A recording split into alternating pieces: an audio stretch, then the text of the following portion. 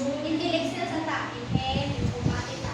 Inhale, exhale. Kapag kung ganahan ako bumuli, operate ko.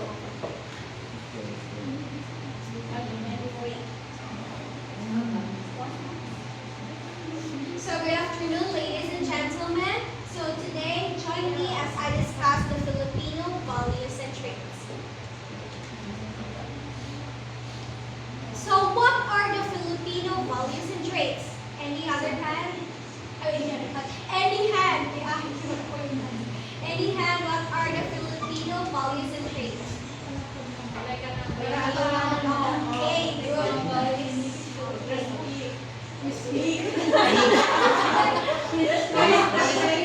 So why is it important? Through generations, the Filipino values depicted in many textbooks has been greatly shaped by colonial interpretations. An important legacy of Virgilio Enriquez, father of the Philippine psychology, was starting a wave in which social scientists to examine Filipino value based on both indigenous and insider and exogenous outsider perspectives. In Enriquez 2007 Octo site in Clementi et al. 2008, Kappa models values and structures, he identified 12 Filipino values from 4 categories.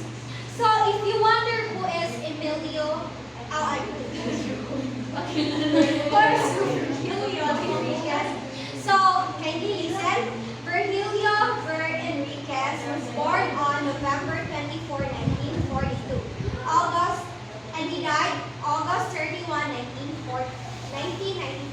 Was a prominent Filipino psychologist, educator, and a scientist.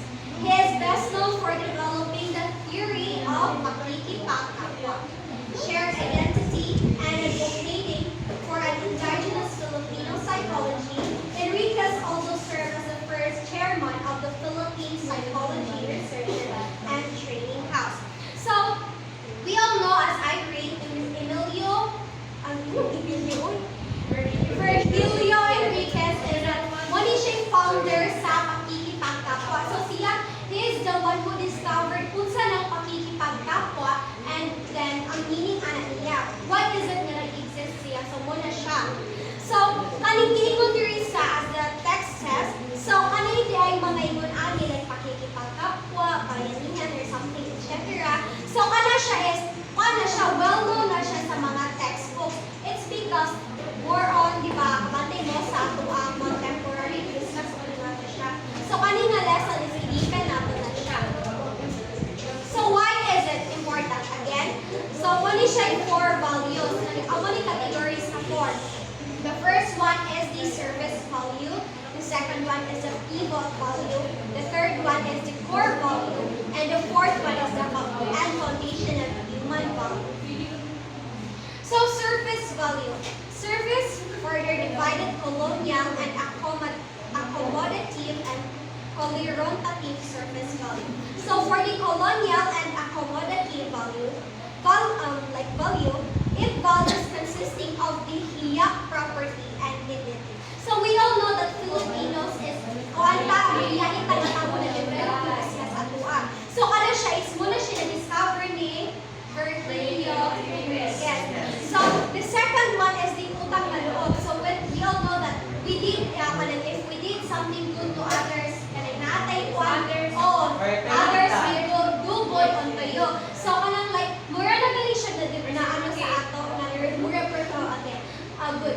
Mura reciprocate ka ba? It's because kanang ganing wala siya nag-inom na utang para kay feeling na siya ang tao nga imong gitabangan mo automatic kuhatag nimo good deeds in return. And then the third one is the pakikisama, companionship, and instinct. So muna siya pakikisama is muna siya like how would you interact with others, how you build relationship to others, muna siya. So for the confrontative service values, muna include bahala na determination. So kanin bahala na, di ba kapatid ang mga Filipino, no? Kung medyo na makita sa ato, bahala na si Lord, bahala na si Batman, siya. For the sama ng loob, resentment, or gods, like, for example, kita kayo tanong taong pagdumot, kalabog,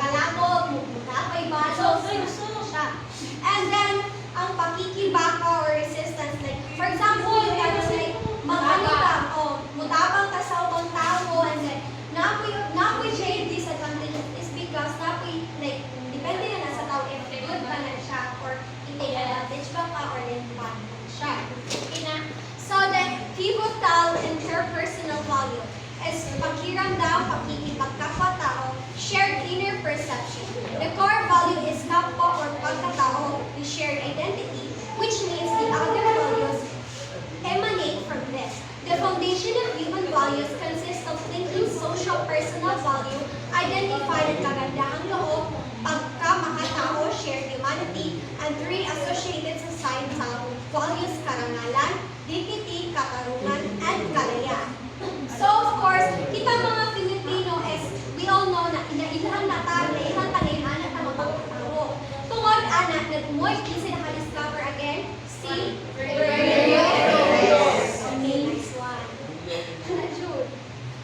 So for the pivotal interpersonal value again, the Kapwa model is a theory that explains the models by which Filipinos engage in social interactions. It distinguishes the levels of interactions that occur with people that are considered hindi ibang tao, one of us, and ibang tao is not one of us. So kita kani sa pivotal dimindiri na kung sa tamo-tamo sa isip sa atong sa isip ka tao. So namagoy part sa ato ang Filipino like mo consider ganita na ay kani wali na ko doon ni siya sa akong heart kanila kanang kailang ko ani mo na siya. Mo na siya gingon dire nga like kita mo consider ta nga kanila kaila taan mi dili na nila ang tawo ko dili na to dili na nila ang tawo nako. And then the second one is kani siya like napoy part sa ato ang kani siya ay like tawo ni medyo dili sa kuwi tabangan ana ay pasang sa something na.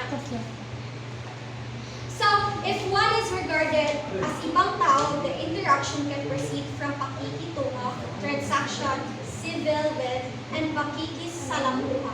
Interaction with, to pakikilala or journey participating, to pakikibagay, in conformity with, accord with, and to pakikisama, being along with. So, kanili ay no, sa pakikitungo is monita how we deal with other people. Usa ta mo present sa atong self sa laing tawo. For the pakikisalamuha, medyo mayon-mayon na siya, no? And then, for the pakikilala na siya na tayo. So, pakikilala is like, how would you, where would you present yourself? Like, saan mo magila-ilas yung sa ako din, si Kuan, nana. And then, sa pakikibagay, so muna siya like kaning blending. Blending ka, like for example, muna mong ganahan, direct ka mo dyan. And then, more na siya.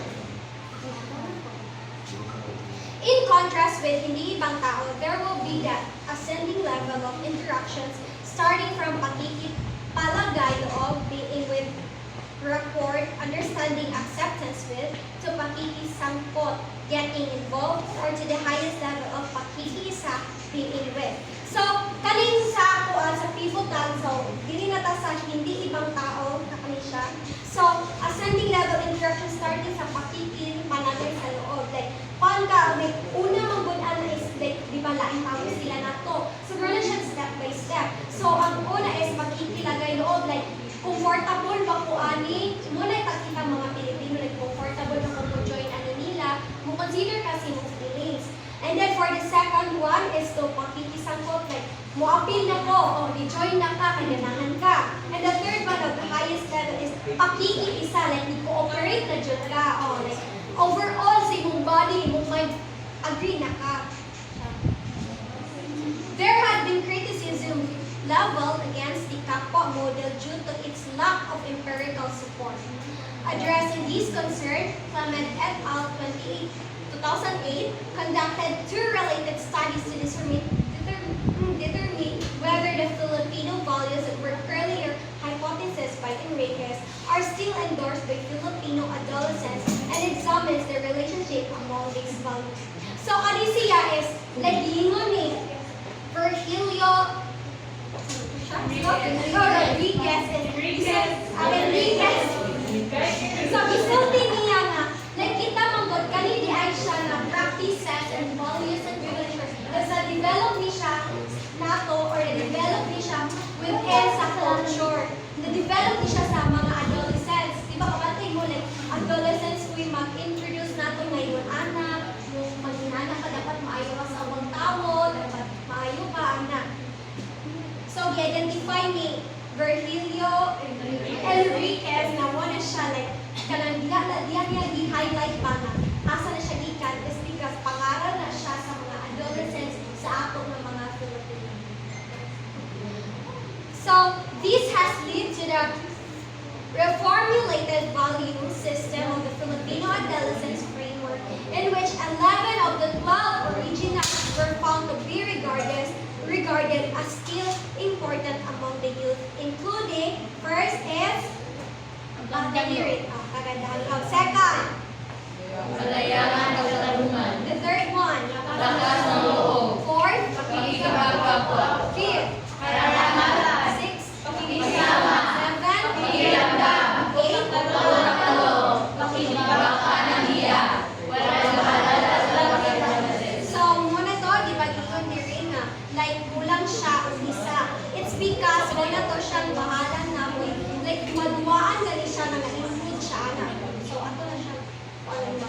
Two values have been added in the list, including makadiyos at paggalang as their endorse is important. The alternative model has derived distinct dimensions based on approximate value using multidimensional scale analysis, which is contrary to original categories of characters. The use of the dimension is aligned with the nation that values are not statistic and subject to change. So, muna siya, no, like, dili siya kuan siya, through time to time, kita nga Filipino is this strengthen nato, gina-develop diya po nato, and of course, di ba, we all know that this present time is not pamanjig na, even though naiuban nga murag hindi na kayo kuan. So, through education is nakadagdag nato na pala nato nga mo di na siya na exist siya siya. So for the dimension, so muna siya, dimension, x-axis comprises the sarili activity, lipunan dimensions, while the dimension y-axis is called ibang tao, so ibang tao dimension. So muna ni siya. For the y-axis is muna siya, no, ibang tao, gapaubos, and then the x-axis is right. So kani siya is hindi ibang tao, sarili, and lipunan. So why is it na upper right ang sarili? It's because paano na siya, muna siya pinaka-importante.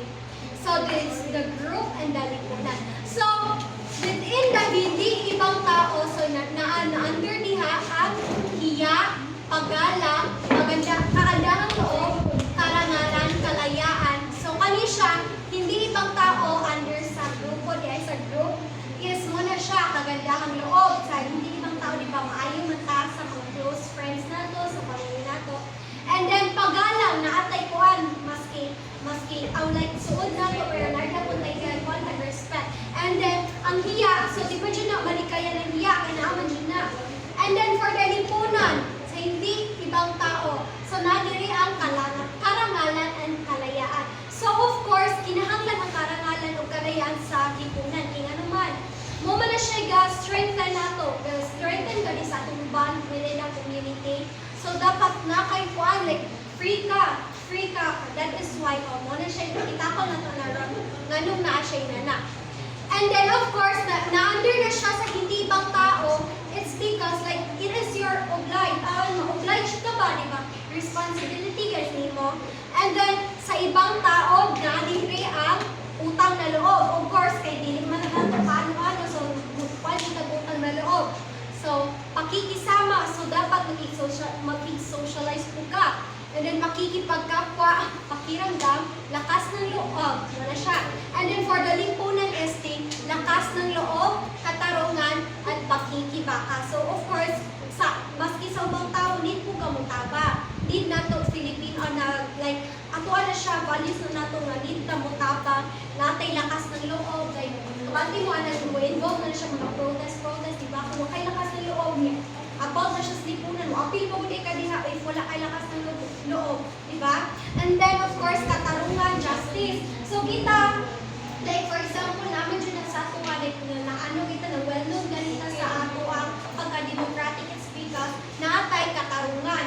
Yeah, like, for example, katong like, sa EDSA People Power Revolution. So, mo nag-exist to siya, it's because nag-care ta sa fellow natin Filipinos. Even though ibang tao siya, but of course, i-consider nato sila as i-part sa atoa. Another important finding of this study is the core value or kapwa was not empirically founded. While this model could not be taken as the absolute representation of Filipino value system, considering that this derived from Filipino adolescents cohort, nonetheless this provides an empirical basis of understanding. So in conclusion, Filipino values and cultures are vibrant, tapestry woven from centuries of history, tradition, and international influences. At the heart of the rich heritage and strong family bonds, respect for tradition, and resilience. So anyhow, why is it important na value ta sa to ang Filipino values and culture? Why is it important na value ta sa atong Filipino values and culture? Naan siya sa conclusion, guys. Why is it important we should value our Filipino? So it is important because as a nation, para mag-grow sa atong nation and then para in the future generation is mapasa po nato nila ang ato ang values na gi-keep and gi-respect. Very, very Nice. okay. Also, So the reason why we value our Filipino traits and our values is that it also depicts the history and the rich culture of the Filipinos, in which we have that amazing values such as the hospitality and the warm welcome of the Filipinos and also to the foreign countries. So I think that it is better to inherit into the next generation to remain the history because that was fought or what was pinaglalaban ito na ng ating mga ninuno na panga sa panga, pangil sa pangil at sa dugo sa dugo. So kinakailangan na lang natin i-preserva ito at ipasa sa next generation.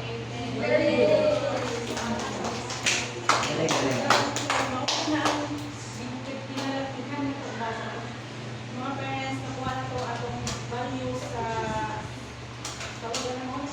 heritage ni tawag ng atong mga parents doon siya na mga sa pasa ang atong kaugalian ng mga Pinoy kay parang respect nakuha na natin sa atong Pinoy na parang isa kung sa kalamitin makita din yung mga Pinoy na ating isa ka na nagbabakaan ng sige kaya ako wala lang sila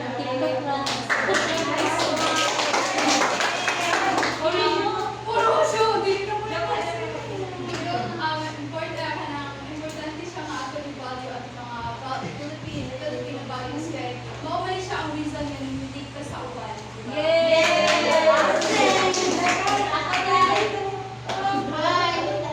so now, sige. So, as a Filipino, no, we need to value our values. Okay? Kuhan, kanang para ma-preserve ang ato ang values. So, from one generation to another. So now we're gonna move on and then proceed to the next topic. Don't worry, don't say establishing a democratic culture. Social institutions and agencies including school, church, families, children, clubs and organizations, communities and media that observe democratic principles and have real democratic structure function as the best model to help children learn the true meaning of democracy. So of course kita as a, di ba kita guys, kuya ta, natin litunhan, di ba kamantay mo nga, like, appeal siya sa atong litunhan ng real meaning or why is it nga, like, why is it democratic? Why is it na tagalan ito importansya ang democracy? So of course, nag-i-apply siya sa schools. For the church naman, kay mo siya, like for example, like, unita mo, cooperate mo na siya.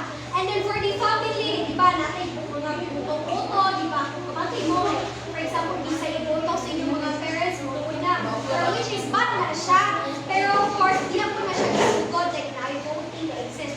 And then of course, children's club and organization. Samtang mga bata pa, ang mga graduate pang mga bata, is ginaano na sila, like, kabantay mo sa ato ang learning sa elementary or the organization like kahatag sila learning sa atuang like morning, like kinsay president, kinsay mga inana.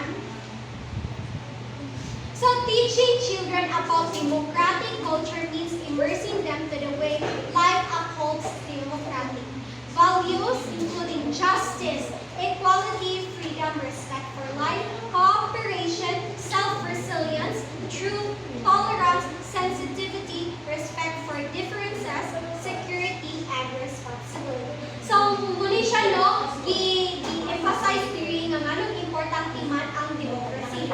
It's because sa democracy, ang democracy is nagpakita sa ato ang justice. It's because na justice kay nga naman, freedom to vote kung kinsay atong ganahan ni sa position. And then of course, equality. Like natay rules na gina-follow. Of course nga, exist man siya ng rules. Pero dili na gani siya ingon nga, like kapag mo pag mag-ano ng rules is that dili ra mag-consider o sa pirma sa usa ka tawo, di ba magi mo na siya sa Congress, di ba nakapag-process. And then, of course, freedom, respect for life. Natay respeto sa isip sa kang kinabuhi. Cooperation, nag-cooperate ka. Kaya of course, kasi ganahan nato inagawa ng position. And then self-resilience, truth, and etc. Understandable na siya. The focus and emphasis must be on democratic education rather than democracy education, in which former means that children should not only be taught democratic values, but that these must be exercised and observed in the day-to-day. So, di ba, like for example, muhatag sa democratic education, di ba, nakoy ni sequence mo ito kung unsay, like, para ninyo, nag-ponder mo unsay differences sa democratic education and democracy education, di ba?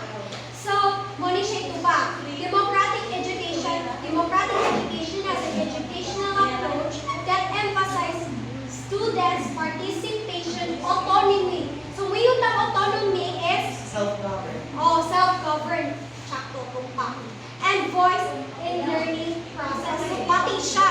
Instead, ano mo sa democratic education, dapat i-practice yun nato ang democracy education.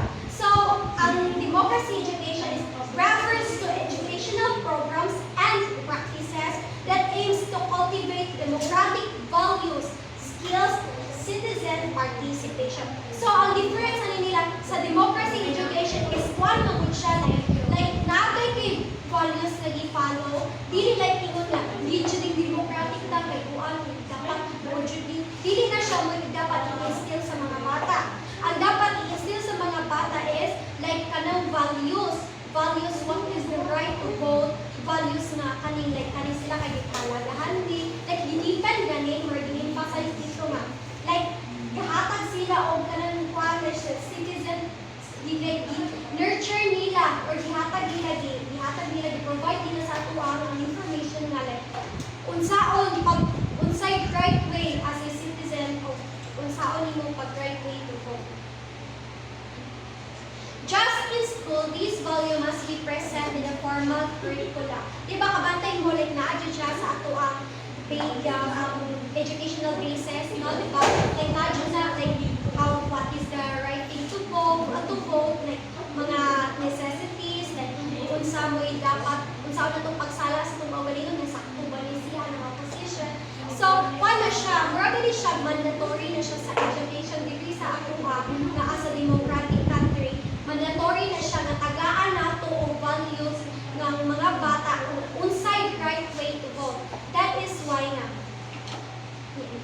To convey their explicit teaching and throughout the hidden curricula in which students are guided by democratic principle in their classroom and interaction. So, for the conclusion, so by nurturing these elements, societies can consolidate democratic gains, promote stability, and ensure that power truly resides with the people. So, kani siya, ako siya discuss or appeal siya sa ako discussion. It's because gina-practice sa ako ang mga Filipinos na power truly resides with people. Dili siya, like for example, lahi siya sa like countries, like for example, like by blood, rain, di ba naman na, mga rain, royal princess and all, mga ginana. for the next generation na ingahana din na siya that na as ang freedom to vote is ma-cultivate ang freedom to vote and ma-preserve siya until next generations. So, anyone, what is the connection between the Filipino values and culture and democratic or the like unsay connection of Filipino values and establishing a democracy? Okay, kung naay mo po, tapos ang democratic, di ba, kay norm ang tawag na natay yes. So, natay mo na What?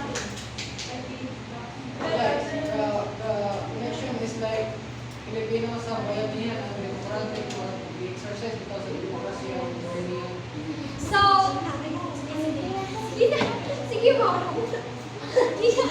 So kanang connect siya kay example kana sa to establishing democracy is kato ato Filipino values murag masura siya ana ba nga democracy ba murag mapagawas na to ang mga values nga naa nato ba sa establishing a democratic country. So, in conclusion again, one connections, national connection, it's because sa atong values as a Filipino na atong culture is namugutay freedom, natin freedom nga moonly, pati na bagunta, like natin right to vote, that is my national connection. So, napagilain.